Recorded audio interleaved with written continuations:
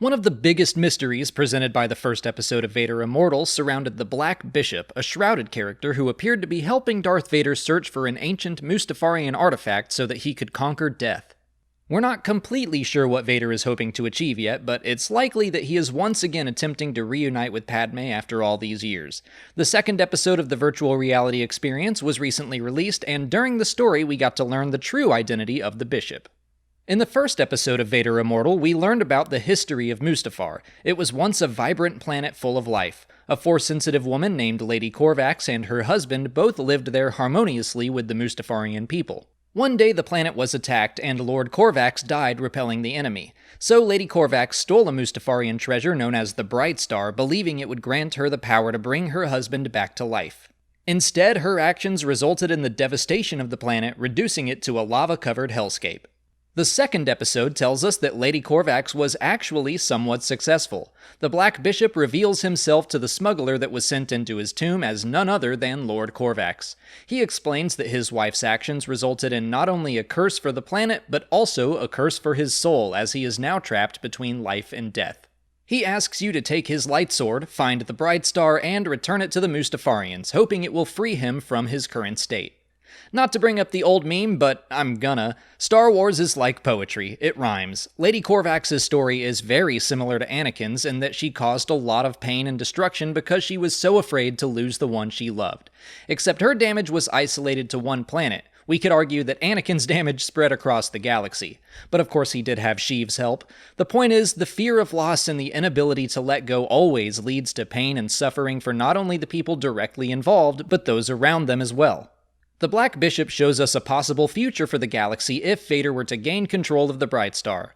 More than just Mustafar would suffer, and it seems likely that multiple planets would suffer its same fate. But we can also see what could potentially happen to Padme. She could be forced into a cursed existence, the same as the Bishop.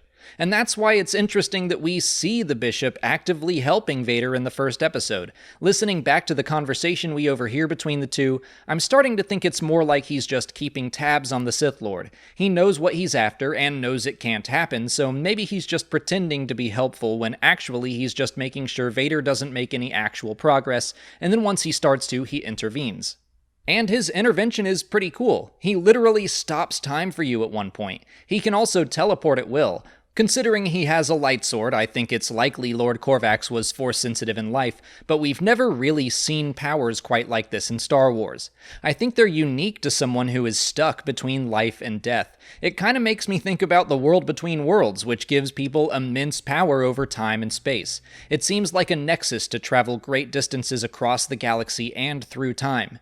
Since the Bishop is kind of in the state between states, it makes sense that he would also have similar abilities. And if he has that kind of strength, someone who's neither alive nor dead, what can actual Force ghosts do?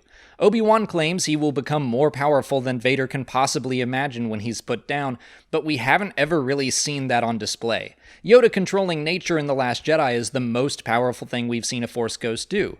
The short story about Qui-Gon Jinn and From a Certain Point of View shows us his experience as a Force ghost, and he does seem to exist outside of time, knowing what's coming for his former Padawan. Obi-Wan says something similar about Luke's own future in the same book once he's struck down. If the Black Bishop has these abilities as a cursed being, just think of what a Force ghost, a being that is truly one with the Force in death, could do.